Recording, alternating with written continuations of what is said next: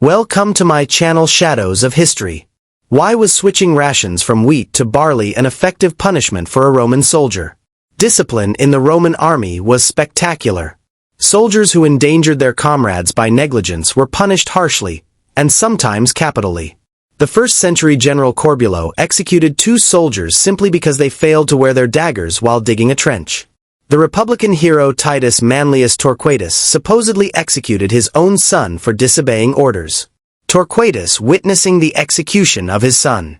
A whole series of generals, most infamously Crassus, subjected mutinous or underperforming units to the terrible punishment of decimation, in which every 10th man was killed by his comrades. Soldiers found sleeping at their posts, stealing from their comrades, or lying were beaten to death.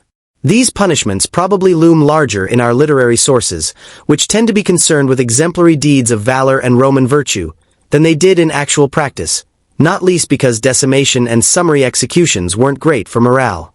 It was much more common for commanders to inflict symbolic punishments, intended to set apart and humiliate the disobedient and the cowardly. Individuals were normally beaten or switched in front of their comrades. But units that had failed to do their duty faced more symbolic punishments. They could be denied the right to wear the broad military belts that marked them as Roman soldiers. They could be forced to camp outside the stockade that marching armies erected around their camps. And they could be placed on rations of barley, instead of wheat.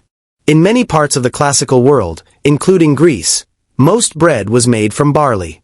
But in Italy, almost all bread was made from wheat, and barley was usually reserved for animals. Forcing men to eat barley, the lesser grain, the grain of beasts, was nothing more and nothing less than a way of advertising a unit's shame and exclusion from the rest of the army.